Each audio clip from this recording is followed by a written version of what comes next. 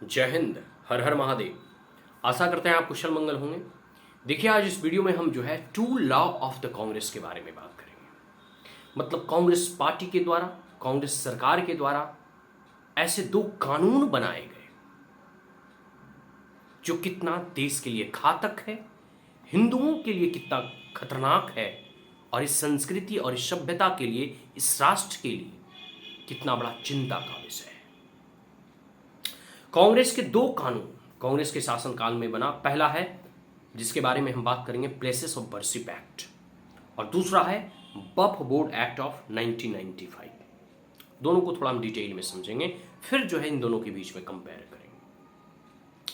Places of worship act 1991 है, ये कहता है कि अब पूरी भारत में आजादी के बाद 1947 के बाद जिसका जो जहां पे भी मंदिर और मस्जिद है उसे जो है एज इट इज बना कर रखे। मतलब अगर कोई जो है मंदिर है और उसको जबरदस्ती मस्जिद में कन्वर्ट कर दिया गया है तो मस्जिद ही बना रहेगा। मतलब ठीक वैसे ही जैसे आजादी के समय या आजादी से पूर्व, या फिर मानकर चले कि आज आपके घर में कोई गुंडा आकर जबरदस्ती आपके घर के ऊपर कब्जा कर लेता है और आपको घर से भगा देता है, और 50 साल के बाद जब आप शक्तिशाली होते हैं या आपको पता चलता है कि यह घर हमारा है, तो दोबारा आप अपने घर को कब्जा में नहीं ले सकते हैं। यही है प्लेसेस ऑफ वर्शिप एक्ट। मतलब 1947 के बाद जैसे धर्मस्थल जिस स्थिति में है उसे वैसे ही बने रहने दो, चाहे उसकी दीवारें चीख चीख कर कह रही हों कि यह हिंदू मंदिर है, लेकिन उस पर गुंबज बना दिया गया है तो गुंबज ही बना रहेगा, वो मस्जिद ही कहलाएगा। चाहे काशी ज्ञानवापी मंदिर मस्जिद का केस हो, या मथुरा का केस हो, या विगत में राम जन्मभूमि का केस हो, ऐसे पूरे भारत देश में 40,000 ऐसे मंदिर हैं जिसको कन्वर्ट करके मस्जिद बनाए गए हैं। तो प्लेसेस ऑफ वर्शिप एक्ट कहता है कि जो जिस स्थिति में है वैसा ही रहने दो। कि अगर 50 साल पहले कोई गुंडा ने आपकी जमीन पे कब्जा कर लिया, आपके घर पे कब्जा कर लिया है, तो अब कब्जा उसी का हो जाएगा, भले ही जो है उसका खतियान और उसके कागज आपके नाम पर हो। आप कुतुब मीनार जाकर देखो, कई सारे आपको जो है मंदिर का घंटी, पुष्प और कई सारे लौ स्तंभ चीख चीख कर कह रही है कि ये हिंदू जैन मंदिर है। कई प्रतीक आपको मिल जाएंगे, लेकिन फिर भी बच्चों को पढ़ाया गया कि कुतुब मीनार कुतुबुद्दीन ऐबक ने बनाया, और बहुत सारी ऐसी चीज़ों को जो है मनगढ़ंत कहानियों को जो है दर्शाया गया। चाहे ताजमहल का इंसिडेंट हो, या ज्ञानवापी मंदिर मस्जिद का हमने बताया ही आपको, मथुरा का जो है केस हो, राम जन्मभूमि में तो फैसला हो ही गया। आप इस बात को समझिए कि ये कितनी बड़ी षड्यंत्र हिंदुओं के अगेंस्ट कांग्रेसों ने रचा। देश का विभाजन हुआ, मुसलमानों को जनसंख्या के अनुसार और अनुरूप में उतने प्रतिशत उन्हें जमीन मिल गया बांग्लादेश और पाकिस्तान के तौर पे, और मुसलमान भारत में भी रह गए। तो पाकिस्तान का भी जमीन मिल गया और भारत में भी उनकी जो लोग हैं उन्होंने जो है संपत्ति को कब्जा करके रखा। वो लोग वहां इस्लामिक राज्य बना लिए और भारत को धर्मनिरपेक्ष बना दिया। प्रश्न तो ये है कि अगर भारत धर्मनिरपेक्ष ही था तो देश बटा धर्म पे क्यों, और जब बांटना ही था तो ये धर्मनिरपेक्ष क्यों हुआ? पहला प्रश्न। और जब जनसंख्या के अनुरूप और प्रतिशत में उन्हें जमीनें दे दी गई तो भारत में फिर उनकी जमीनें ले ली जाती, और जब भारत में उन्हें जमीनें और रहने की आज़ादी दी ही गई तो जनसंख्या के अकॉर्डिंग उन्हें जमीनें दी ही नहीं जाती। और जो भी हुआ, आप इस बात को मानिए, अगर अतीत में आपके साथ आपका कोई शोषण किया है तो भविष्य में आप न्यायिक प्रणाली के माध्यम से उस शोषण के अगेंस्ट कानून के जब भी बनते हैं, कोई भी देश जब गुलामी से आज़ाद होता है तो गुलामी के जितने भी प्रतीक हैं या गुलामी में जितने भी शोषण हुए हैं उसको नष्ट करना चाहिए था, या उस पर जो भी शोषण हुए हैं या जो शोषित हैं उनका उत्थान करना चाहिए था। आपको पता नहीं है कि सोमनाथ मंदिर को कई बार लूटा गया, और जब आज़ादी मिली तो सोमनाथ मंदिरों का फिर से रिनोवेशन हुआ, और उस रिनोवेशन में राष्ट्रपति को बुलाया गया। पहले प्रधानमंत्री को इनवाइट किया गया तो पंडित नेहरू ने नहीं गया, क्योंकि वो अपने आप को एक्सीडेंटल हिंदू मानते हैं, और पता नहीं एक्सीडेंट कहाँ हुआ, किसके द्वारा हुआ, ये तो एक जांच का विषय है, लेकिन वो मानते थे अपने आप को एक्सीडेंटल हिंदू। तो राष्ट्रपति को फिर इनवाइट किया गया, तो राष्ट्रपति उस वक्त डॉक्टर राजेंद्र प्रसाद थे, वो जाना भी चाहते थे, लेकिन कांग्रेस पार्टी और नेहरू ने विरोध किया।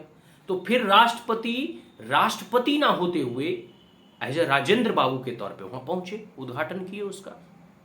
अरे राष्ट्रपति के तामझाम पे हम नहीं जा सकते ना, लेकिन एज ए इंडिविजुअल हिंदू हम वहां तो जा सकते हैं। तो डॉक्टर राजेंद्र प्रसाद वहां गए और उद्घाटन किए। उसका रिनोवेशंस की जो भी सारी चीजें थी, प्रक्रिया थी, उसमें सम्मिलित हुए। लेकिन कांग्रेस पार्टी और नेहरू नहीं गए। और इतना ही नहीं, आगे देखो दूसरा एक्ट क्या है। तो दूसरा एक्ट है बफ एक्ट ऑफ 1995। बफ एक्ट देखो क्या है।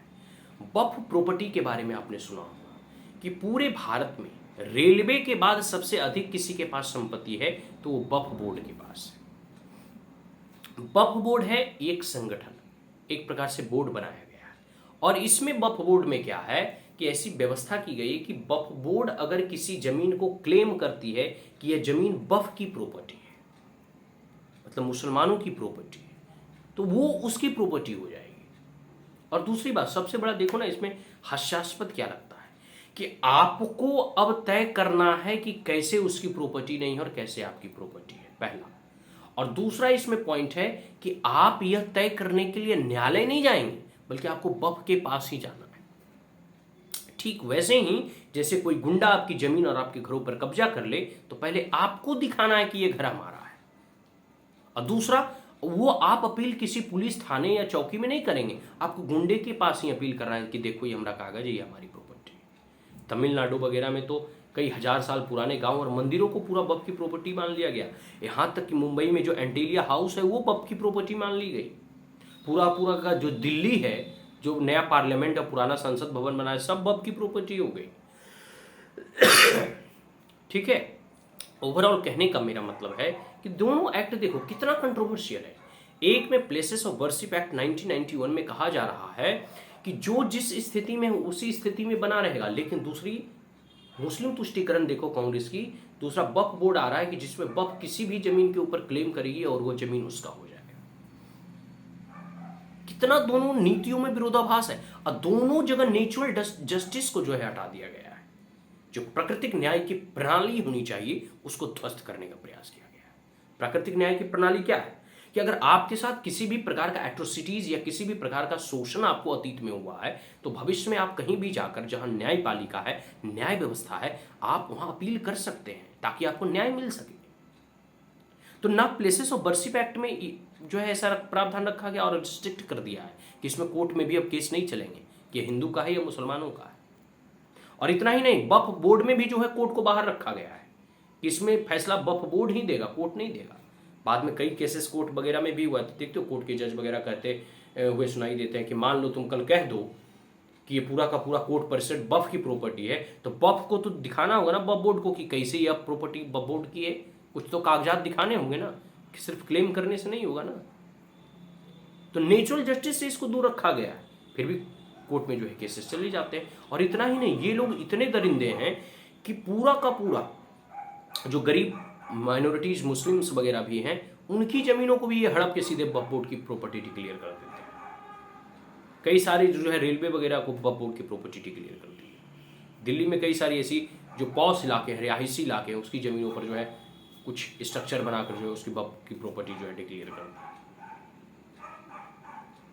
मतलब कांग्रेस मुस्लिम तुष्टीकरण के लिए पता नहीं, और ये कुछ नीति है, कुछ पॉलिसीज हैं, जो एक्ट है, जो बाहर सामने मीडिया में जब कंट्रोवर्सी और चर्चा का विषय बनता है तो निकल कर आता है। 70 साल और 75 सालों में कांग्रेस पता नहीं कैसे ऐसे सरकार चलाए हैं मुस्लिम तुष्टीकरण और अपीचमेंट की पॉलिसी में, जो पूरे देश की जो है सोशल स्ट्रक्चर और सांस्कृतिक जो है एक प्रकार से जो हमारी सभ्यता और संस्कृति उसको मिटाने का प्रयास किया गया। हमने बताया ना कि आपको 40,000 हिंदू मंदिरों के ऊपर जो है मस्जिद बनाया गया है। नीति ये कहती है कि आज़ादी के बाद, जब हम 1000 सालों की गुलामी के बाद जब आज़ाद हुए, तो जो भी ऐसे स्ट्रक्चर थे या जहां भी लगता है कि हमारा कोई हिंदू अस्तित्व है, तो सिंपल सा है कि कोर्ट में उस पर केस होने चाहिए, बहस होने चाहिए, फिर उस पर फैसला हो जाना चाहिए। हम जोर जबरदस्ती की भी बात नहीं करते, लेकिन जो कोर्ट है, जो न्यायालय है, जो न्यायिक विधि है, जो फेयर ट्रायल और जस्टिस है, जो नेचुरल जस्टिस है, वो तो होने ही चाहिए। लेकिन आप इस बात को समझिए ये लोग कितने षड्यंत्र के तहत जो है भारत को किस प्रकार से जो है अंदर ही अंदर खोखला करने का प्रयास कर रहे हैं। आज के लिए इतना ही। कैसा लगा मेरा यह विश्लेषण, आप कमेंट बॉक्स में अपनी राय जरूर व्यक्त करें। आज के लिए इतना ही। जय हिंद, हर हर महादेव।